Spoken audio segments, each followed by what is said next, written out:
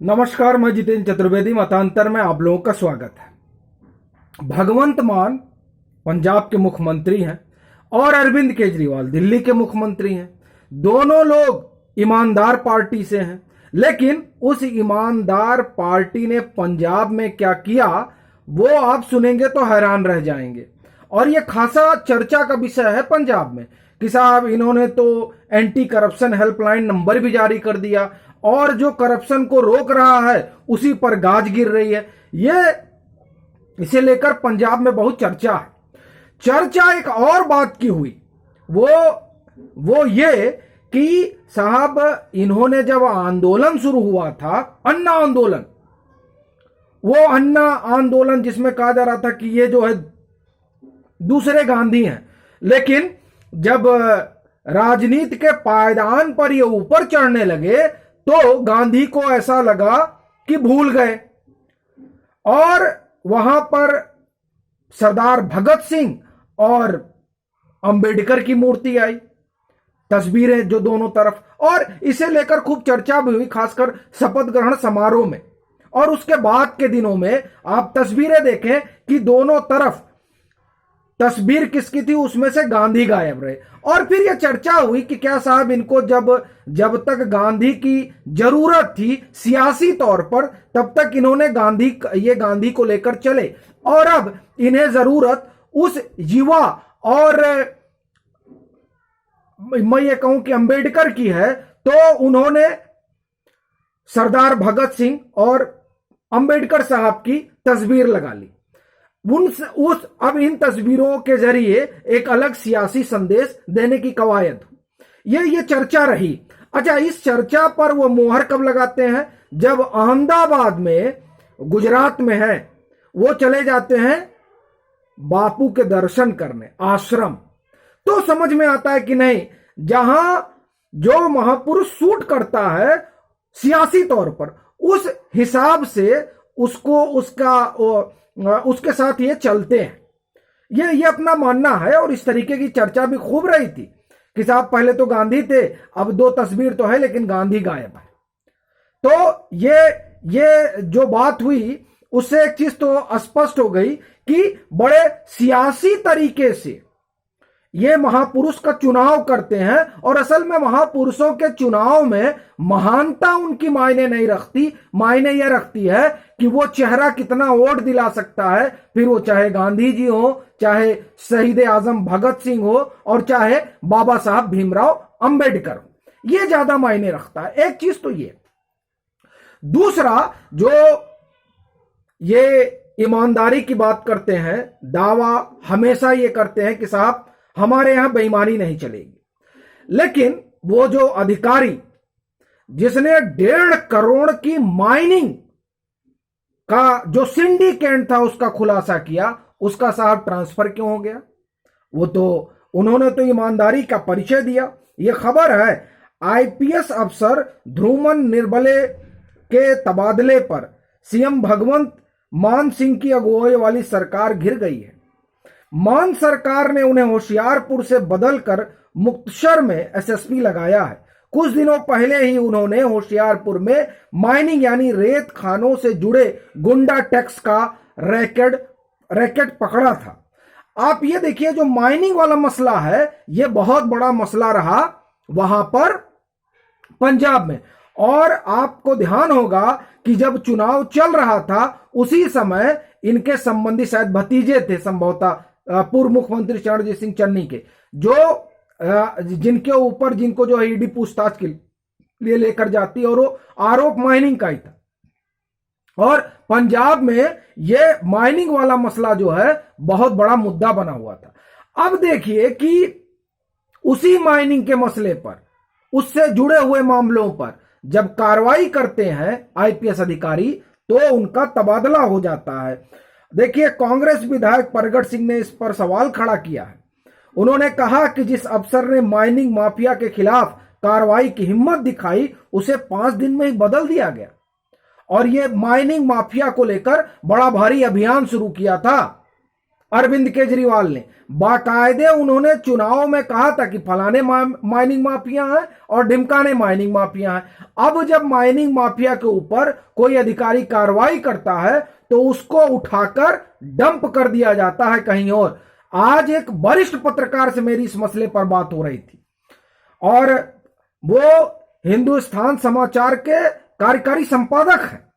उनसे मैंने कहा कि सर ये देखिए, ये लोग गजब कर रहे हैं। ये कह रहे थे कि नहीं हम तो बड़े ईमानदार हैं और इन्होंने तमाम तरह के दावे किए थे और इन्होंने कहा था कि हम पंजाब को भ्रष्टाचार से मुक्त कर देंगे। अब जो अधिकारी भ्रष्टाचार से मुक्त करने में लगता है उसको उठाकर जो है ये उसका ट्रांसफर कर दे रहे हैं, क्या मामला है? तो उन्होंने कहा देखिए ईमानदारी जो है उस अधिकारी की, वो आम आदमी पार्टी के हिसाब से उसकी ईमानदारी होनी चाहिए। तो मैं चौंका कि मतलब ये कोई अलग ईमानदारी की परिभाषा है। तो उन्होंने कहा देखिए हर पार्टी की अपनी ईमानदारी है और कम से कम आम आदमी पार्टी तो बहुत ईमानदार पार्टी है, तो इसकी ईमानदारी का अपना पैमाना है। अब उस पैमाने में वो उतरे नहीं। उन्होंने कैसे माइनिंग माफिया पर कार्रवाई की? कार्रवाई करने से पहले उनको पूछना चाहिए था। तो मुझे बड़ा दिलचस्प लगा उनका ये कहना कि ये बात ठीक है कि ईमानदारी जो है वो पार्टी की तरह बदलती रहती है। अब जिस पार्टी की सरकार आएगी उसकी ईमानदारी का पैमाना क्या है ये पहले अधिकारी को जज करना पड़ेगा। वो ऐसे कार्रवाई नहीं कर सकता। अब कार्रवाई किया तो उनका ट्रांसफर हो गया। ये तो एक मसला हुआ जो अभी भगवंत मान सिंह की सरकार वहां बनी ही है और उसके बनते ही इस तरह की जो है सियासी सरगर्मी वहां बढ़ गई ट्रांसफर को लेकर। और इस तरह के कई मामले सुनने में आ रहे हैं। ये तो भास्कर ने भी खबर की, ट्रिब्यून ने भी खबर की, बड़ी खबर है। और ये खबर मुझको याद दिलाता है दुर्गा शक्ति नागपाल वाली। जब दुर्गा शक्ति नागपाल ने यहां कार्रवाई की थी, ये बात नोएडा की है, माइनिंग माफिया पर, तो उनके ऊपर भी तत्कालीन उत्तर प्रदेश की सरकार, संभवतः समाजवादी पार्टी की सरकार थी। तो ये देखिए कि अधिकारी ईमानदार रहे, लेकिन उस ईमानदारी का पैमाना वो सरकार तय करती है, भले ही वो ये दावा करती है कि वो ईमानदार है। अब ये तो हुई एक बात। दूसरी बात, अभी अपने विधानमंडल में भगवंत मान सिंह ने क्या कहा? भगवंत मान सिंह तो जो कहा जा रहा था ना कि कुमार विश्वास ने आरोप लगाया था कि नहीं ये तो जो है खालिस्तानियों के करीब इनको वो पाते हैं, और तमाम उन्होंने कहानी भी किस्से भी बताए थे। और फिर उस पर अरविंद केजरीवाल ने कहा था कि मैं तो स्वीट टेररिस्ट हूं।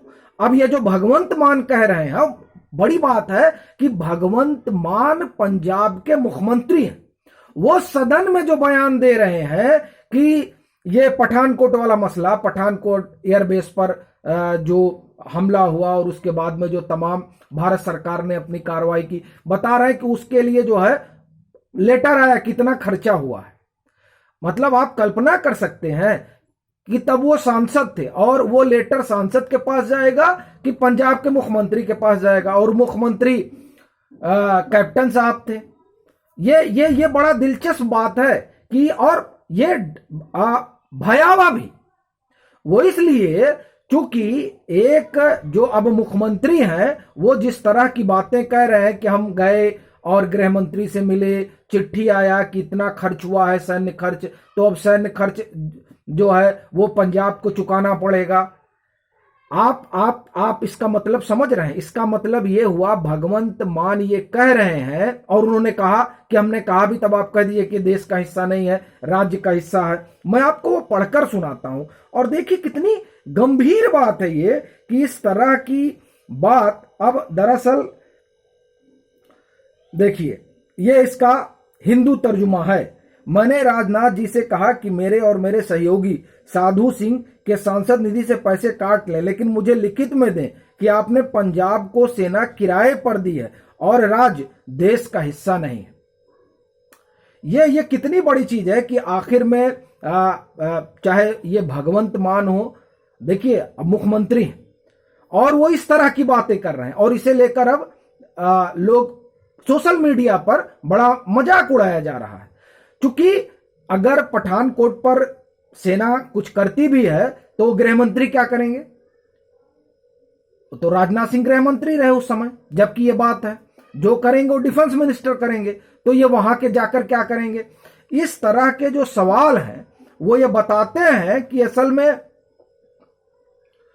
जो जिस तरह की शंका व्यक्त की जा रही थी और कहा जा रहा था कि नहीं ये सब सिर्फ जुमले ही साबित होंगे, और जो कुमार विश्वास का आरोप रहा, तो कहीं ये लोग उसके करीब तो नहीं दिखाई दे रहे हैं। और वैसे भी अभी मैंने एक तस्वीर देखी, सोशल मीडिया पर खूब चल रही है, कि जो मिस यूनिवर्स हैं वो पंजाब से हैं। वो मिलने गई तो वहां एक तरफ भगवंत मान बैठे हुए हैं और दूसरी तरफ राघव चड्ढा, और वहां सवाल उठता है कि असल में यहां चड्ढा साहब क्या कर रहे हैं। तो इस तरह की तमाम चीजें हैं जो अब निकल कर सामने आएंगी, और वो पर्दा जो अभी तक मैं ये कहूंगा कि आम आदमी पार्टी ने अपनी सरकार और अपने कामकाज को लेकर डाल रखा था, अब वो धीरे धीरे सामने आएगा, और तब वो चेहरा जो संभवतः आम आदमी पार्टी ने छुपा कर रखा वो सबके सामने आएगा। और जो तमाम आरोप लगे कि साहब ये जो कुमार विश्वास ने लगाए, जब आप इस तरह की बात करते हैं ना कि आप हमको लिख कर दे दीजिए कि हमने किराए पर सेना दी और ये राज्य जो है देश का हिस्सा नहीं है, तो ये बताता है कि असल में झूठ बोलने की भी इंतहा होती है। आप किस तरीके का एक प्रोपेगेंडा कर सकते हैं, ये भी एक, अब देखिए ये बड़ा सनसनीखेज दावा है, लेकिन अब यही है कि इस दावे को माना कैसे जाए, क्योंकि आप तो सांसद रहे, आप उस समय सांसद थे, और आप कंप्लेन लेके गृह मंत्री के पास जाते हैं, जबकि मामला डिफेंस मिनिस्ट्री से जुड़ा हुआ है। तो इस तरह की तमाम चीजें हैं, लेकिन सियासत है, सियासत में आप बोलिए और तस्वीरें लगाइए और ये कहिए कि हम ईमानदार हैं, और फिर अधिकारी का स्थानांतरण करते रहिए। अभी के लिए फिलहाल इतना ही। अगर आप मतांतर से नहीं जुड़े हैं तो जुड़िए, वीडियो को लाइक कीजिए, शेयर कीजिए और अपने सुझाव जरूर साझा कीजिए।